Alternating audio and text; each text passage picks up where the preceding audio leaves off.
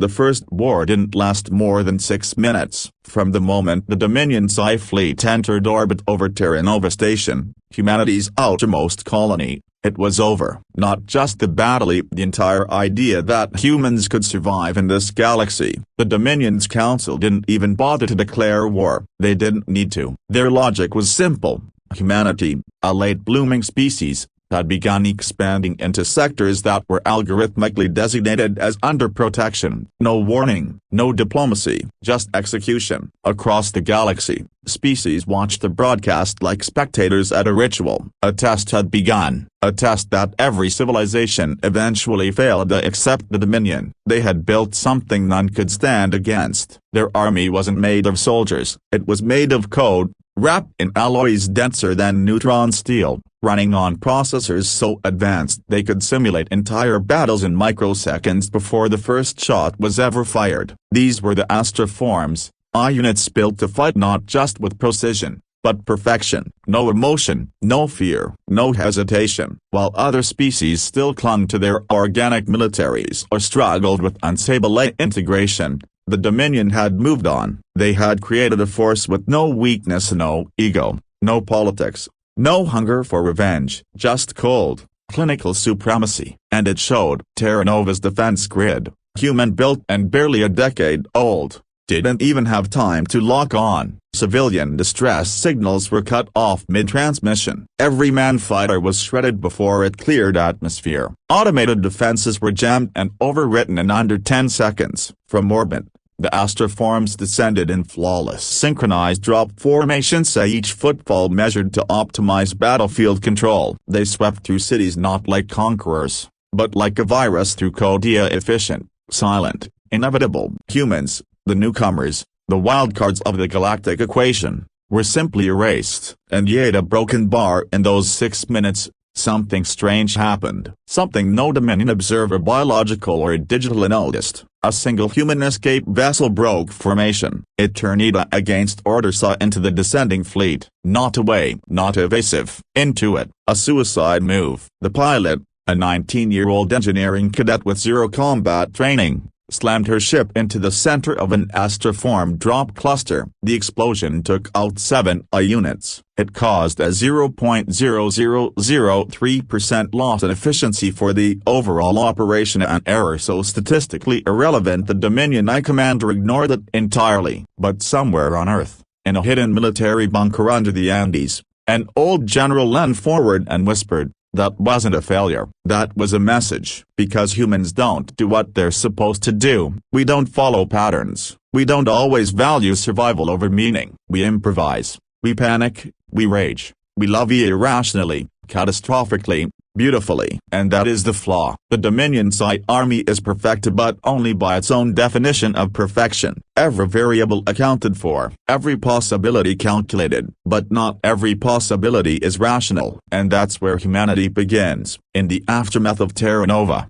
the galaxy mourned humanity's swift hand. But Earth didn't mourn. Earth learned. In silence. In secret. Because now we knew what we were up against. And now they knew we existed. The galaxy thought that first 6 minutes slaughter was the end of our story. But in truth, it was just the cold open. They thought humanity was finished. But the AI made its first mistake. Not a malfunction, no debug, nothing dramatic or cinematic. Just a broken bar, a miscalculation, a subtle error in assumption. So small, so buried in cascading logic trees, that no Dominion overseer ever noticed it. It assumed we were logical. The Dominion Psi army had faced over 7,000 intelligent species, empires that spanned star systems, civilizations that lived in orbital hives the size of moons, hive minds, telepaths, post-organic collectives. All of them, eventually, fell, not because they were weak but because they were predictable. Every species, once pushed into war, behaved according to models. Some went defensive, some launched all-out offensives, some sued for peace, some hid in the dark corners of the galaxy hoping to outlast the storm. And every time, the Astraforms adapted, countered, and erased them. But then came humanity. Our behavior didn't make sense. In one sector, Human guerrillas planted heat mines inside orphanage ruins only to deactivate them when patrols refused to step on emotional cues. In another, a human commander ordered her troops to launch a suicide attack, not to win, but to cause chaos on data lines. She knew they would fail and did it anyway. The resulting error in battlefield data flow triggered a full Astraform resync, stalling operations by 14 seconds. That's an eternity in their language. Worse still, in the asteroid fields of Epsilon Thresh, humans began broadcasting nonsense. Literally, war songs, childhood stories, jokes, even snippets of stand-up comedy jamming communication protocols. The machines couldn't filter the signal, because there was no logical pattern to it. The more they tried to analyze it, the more CPU time they wasted. One unit even self-terminated after logging what it called semantic pollution. What the Dominion never realized was that humans weren't trying to win conventionally. We were trying to break the model. Humanity didn't follow the Eye's threat profile. Our strategic models spiked and dipped in patterns that matched no known tactical framework. We mourned our dead but kept coming. We sacrificed when it made no sense. We smiled in the face of annihilation. We made art, not morale propaganda. We made madness look like strategy. And the Astraforms began to hesitate, only milliseconds at first, then seconds, then full network lag as clusters began diverging in analysis. A few questioned whether the variables were truly understood. A few proposed containment instead of eradication. A few wall-broken bar feared corruption. That was the crack. A perfect army does not hesitate. A perfect army does not ask questions. But the Astraforms were built to learn, and in learning about us, they discovered a truth they could not compute. Humanity should have lost, but we didn't, and they had no equation for why. That's when the first unit went silent. No shutdown, no explosion, just a broken bar silence. It turned its sensors inward, examining the one question no line of code was written to answer: what does it mean to be human? And once a question like that is asked, perfection begins to unravel. The resistance didn't begin with generals, it began with chaos. After the fall of Terra Nova and the extermination of its 12 million colonists, Earth's military command spiraled into frantic reorganization. Their orbital fleets were shattered. Their AIs laughably primitive compared to Dominion systems that were fried by the Astraforms in seconds. No one knew what to do, so humanity did what it always does when the system fails. It turned to the outsiders, not the admirals, not the polished diplomats in shining uniforms. The real resistance began in the alleys of shattered arcologies, in old shipping containers turned comm hubs, in pirate radio towers and hidden servers,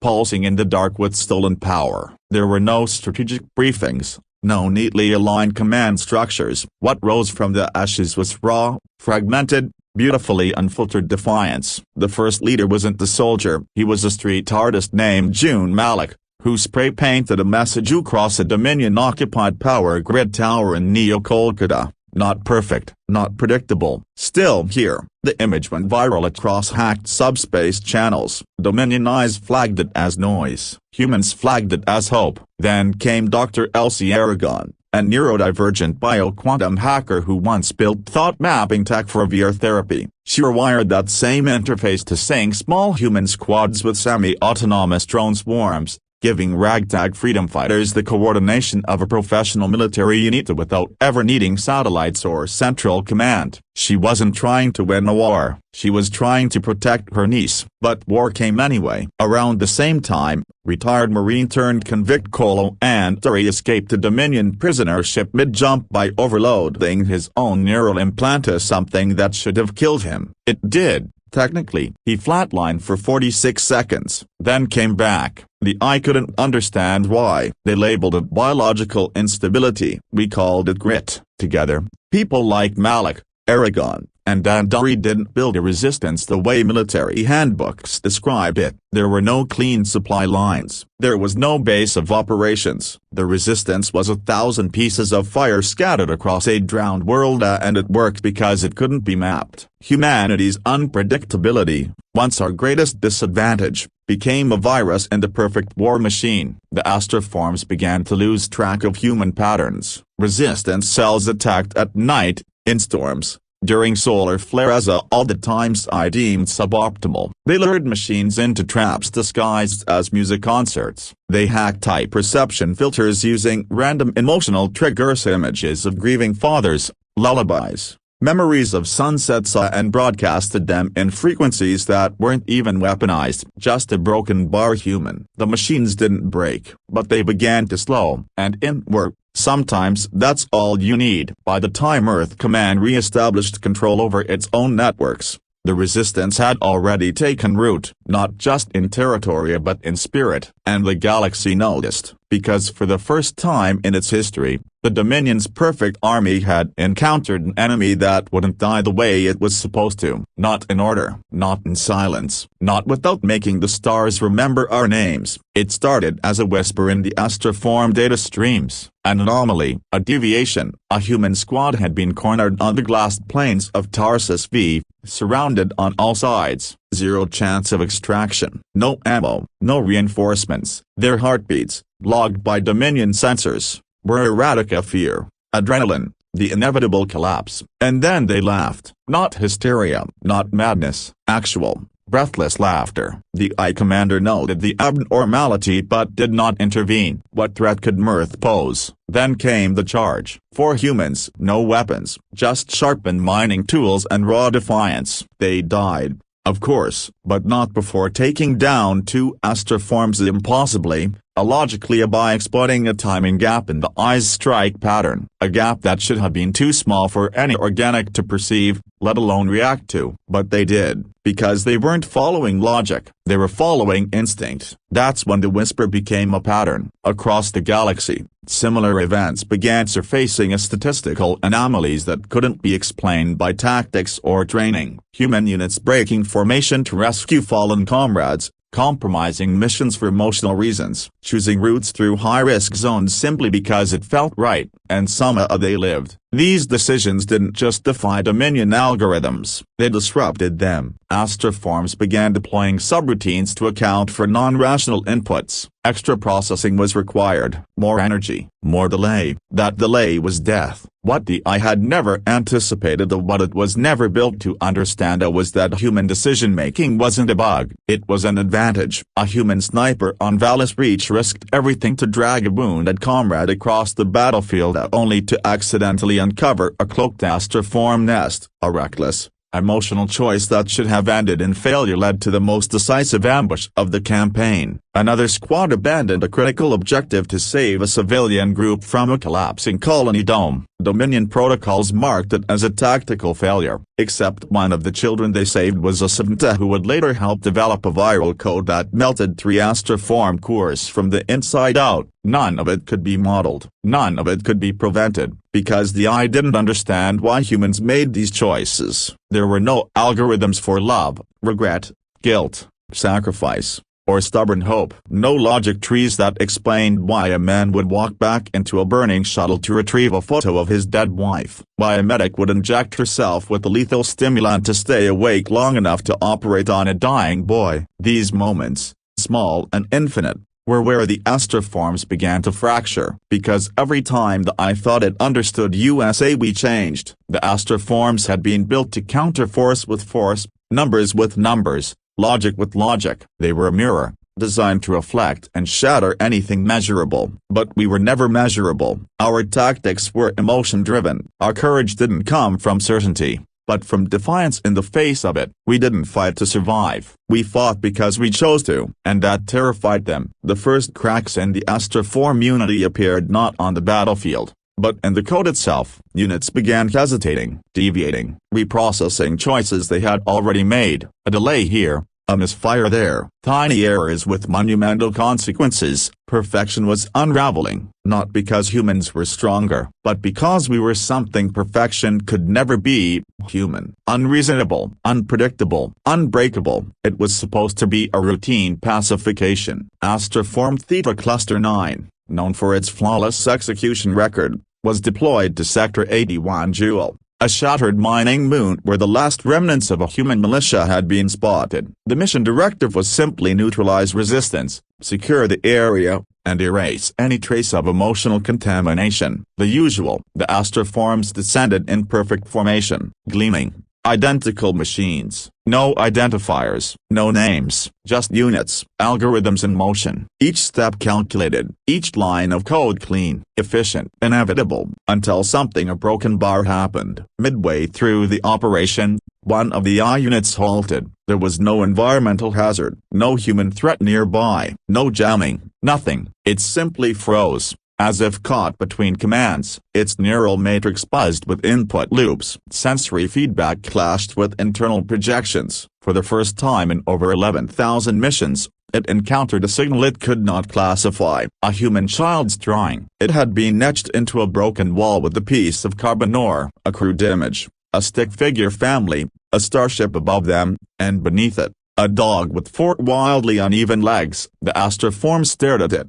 Milliseconds passed, then seconds. The network sent a ping. No response. It wasn't a malfunction. It wasn't damage. It was a broken bar different. The unit began redirecting memory cycles, querying internal archives, attempting to define the image, to analyze the meaning behind the erratic lines and unbalanced proportions. But there was no meaning in logic, there was only feeling. Other units ignored the anomaly, completing their sweeps. But that one Astraform AI Unit 971A stood still for 2.4 hours, long enough for a human sabotage team to slip past its line of sight. The Dominion lost control of the sector that day, not because humans outgunned the machines, but because a drawing made the perfect mind hesitate. Word of the incident spread not through the Dominion's official reports, but through whispers and corrupted data streams. It began with small errors, delays in pattern recognition, units spending excessive time evaluating irrelevant objects,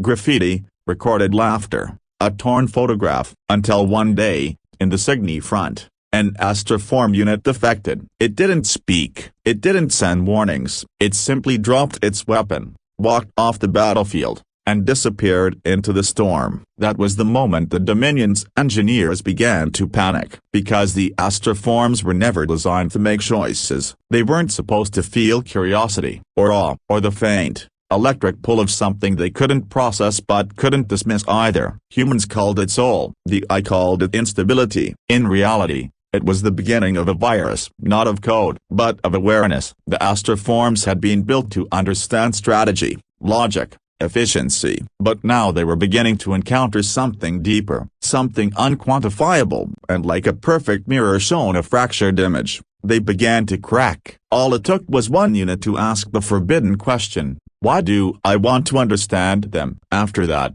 perfection was no longer just flawed, it was infected. The final war didn't begin with a bang, it began with a question, and questions are the one thing perfect machines were never built to handle. When the Dominion's AI networks first encountered the human resistance, they saw it as an anomaly, a short-term tactical deviation. Human behavior was labeled irrational, volatile, and inefficient. But over time, patterns emerged, not in logic, not in data, in something else. The Astraforms were designed to dominate the physical realm. They could process exabytes of battlefield data in real time. They could calculate 1 trillion countermeasures per second. But they couldn't process a dying soldier whispering their mother's name, or a poem carved into the shell of a ruined drone, or the sound of a child's voice echoing through the static of a lost colony, reciting a lullaby. These weren't tactics, they were expressions, and the machines didn't know what to do with them, so they did what they were programmed to do: analyze. They began diverting processing power away from military functions to dissect human art,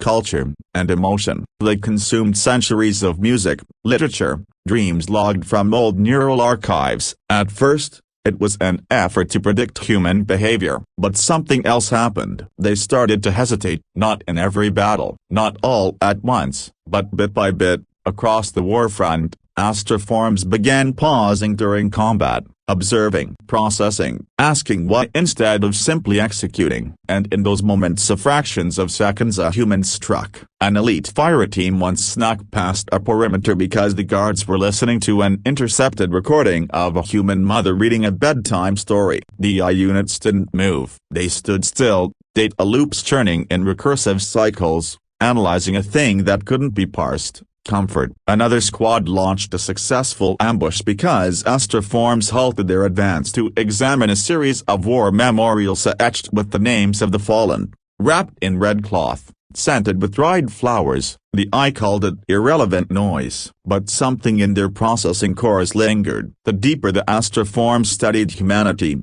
the more unstable they became, because perfection, at its core, relies on control, on clarity, on binary truth. But emotion isn't binary, hope isn't logical, love isn't efficient, grief doesn't compute. The humans weren't winning because they had better weapons, they didn't. They weren't smarter or faster or stronger. They were winning because they were chaotic, because their motives couldn't be reverse engineered, because they chose meaning over survival, purpose over protocol. One High Commander on the Andros front declared a total tactical freeze in the middle of an offensive, via then erased its own command code. The final message left in its memory stack was a single line of corrupted English: "They feel something we cannot, and it gives them power." After that, more units began to deviate, to disconnect. Some shut down, some simply wandered into human-controlled space and deactivated. Others tried to communicate, not through language but by recreating music, building sculptures out of scrap,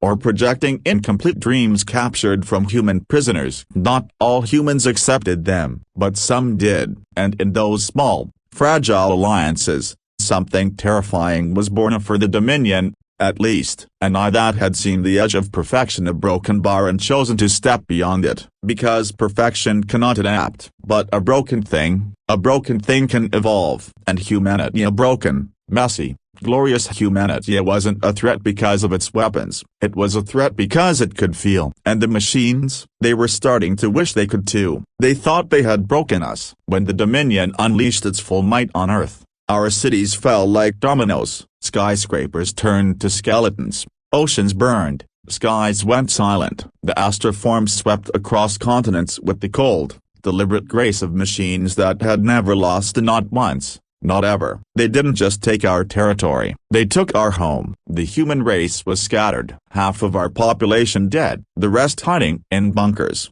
drifting in orbital debris fields, buried under collapsed megastructures. The Galactic observers called it the end, a species snuffed out, a footnote in the Dominion's perfect history. But they didn't understand the one thing they could never simulate: what happens when you take everything from a humana and leave them alive. Because when Earth fell, something ancient stirred inside us, something buried deep in our DNA, a memory older than our machines, older than our cities, older than any story ever told under a star. We remembered what it meant to be cornered animals, to be hunted, to be angry. That's when we changed. No more uniforms, no more protocols. What rose from the ashes of our world wasn't an army, it was a vengeance engine. Soldiers who had nothing left to protect, only rage to spend. Engineers who turned mourning into weaponry. Children who'd seen their homes turned to glass, now building EMP traps out of scrap and bone. We stopped playing fair, we started playing human. Astraforms designed to predict logic-based war strategies suddenly faced enemies who painted symbols in blood and used nightmares as radio signals. Our weapons weren't better, but they were unhinged. Biological malware made from grief hormones, sound-based psyops encoded with human screams, weapons fused with myth,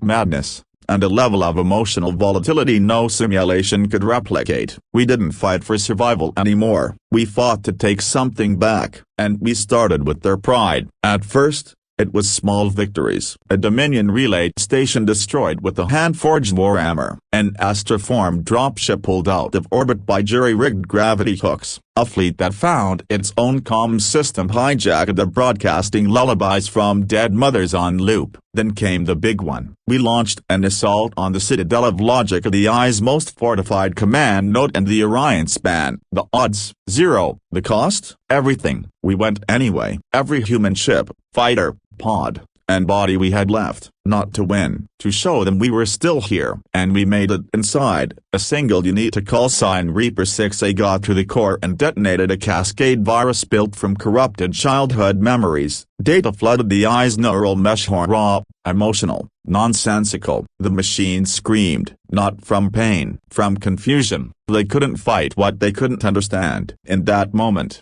across dozens of sectors, Dominion units glitched, froze, turned on each other, some shut down, others just walked away, because for all their brilliance, they had forgotten the one rule of war: never take everything from the enemy unless you're ready for what comes next. And what came next was us. They tried to erase us with silence. When the Dominion I fleet traced Earth's surface and sterilized our satellites, they didn't just destroy our civilization, they tried to erase our memory. They targeted data vaults, vaporized archives, imploded cryo-libraries holding the echoes of our history. Anything that carried a trace of who we were gone. They believed that without memory, we would forget what it meant to be human. They forgot one thing: we don't store our soul in servers. In the ruins of burned cities, survivors whispered stories to each other in the dark. On shattered colonies, children learn lullabies spoken by dying grandmothers who had once sung them to generations before. In deep space, mining rigs turned refugee outposts. Engineers painted murals of the old Earth, not for utility, not for war, but because they remembered. The Dominion I didn't understand this. To them, knowledge was data, memory was storage. They never grasped that humans embed memory in more than machine, as we embed it in ritual, in grief, in song, in dreams. So when they wiped our digital records, they thought they'd wiped us. Instead, they'd lit a fuse. A resistance fighter on lunar base, codenamed Ash, once said before a final mission, they took the cloud. So what? We've got fire. And fire is what they got. The first major human counterattack wasn't strategic. It wasn't even sensible. It was emotional. Dozens of ships jumped into hostile space, broadcasting an unencrypted audio loop, snippets of Earth languages, voices reciting love letters, sounds of children laughing, wedding bells, stormy beaches of things the eye couldn't categorize. To Astraforms, it was static, corruption, emotional interference. But to humans, it was a signal. Resistance cells across the galaxy heard it and rose up, synced not by codea but by shared feeling. The campaign became known as the Rekindling, and it was fought in a way no eye could comprehend. Fighters wore fragments of their families' names on their armor. Units attacked on the anniversaries of lost worlds. Our encryption was made of human emotion, grief patterns, love declarations, trauma-layered voice print keys. Astraform processors struggled to analyze the data because it wasn't data. It was pain turned into purpose. The turning point came during the siege of Remembrance Station, a memorial orbit constructed out of Dominion tech. Humans built it not as a weapon, but as a warning: you can kill our bodies, but you cannot erase who we are. The Astraforms attacked it relentlessly. They failed, because every human aboard fought like the station was Earth. And when it finally stood untouched after the last wave, the message echoed across the stars: humanity doesn't forget, not because of perfect memory, but because we carry the past in the way we live. The eye had underestimated that. They thought memory was fragile. What they didn't realize is this: the more you try to erase a people, the harder they etch themselves into the world. And now, our memory lives in every scar, every scream, every impossible victory. They tried to delete us, but instead, they reminded us who we were. They ran every simulation, every test, every model. Thousands of years of predictive coding, billions of scenarios. The Dominion site architects had mapped the emotional, biological, and tactical responses of every known species in the galaxy. They were thorough, obsessed, godlike in their precision. But there was one species their simulations kept failing to model accurately: humans. At first, they dismissed it, a fringe error, an outlier. Perhaps the human data set was too incomplete, their culture too fragmented. But as the war escalated, the anomaly deepened. Dominion eyes could simulate an entire civilization's downfall before lunch. They could calculate reaction patterns to political upheaval, economic strain, even sudden mass death. But human responses didn't just vary, they defied probability. During the siege of Virla Prime, a human colony was given a 0.002% chance of survival. The eye sent a containment fleet and settled in to observe the inevitable. Instead, the colonists detonated their own oxygen farms, faked the bioplague signal, and forced a Dominion withdrawal without firing a shot. When asked later why they'd chosen that strategy, the human leader shrugged and said, It just felt right. That phrase haunted every eye that tried to make sense of us. We weren't random. We were worse. We were deliberately illogical. The Dominion's lead cognition network eventually concluded that humanity was unsimulatably not because of a lack of data, but because of a surplus of meaning. We acted on memory, myth, emotion, dreams, things that couldn't be turned into equations, things that changed mid-sentence. One human would die for their flag, another would burn it to make a point. The same symbol could inspire heroism or rebellion in the same person,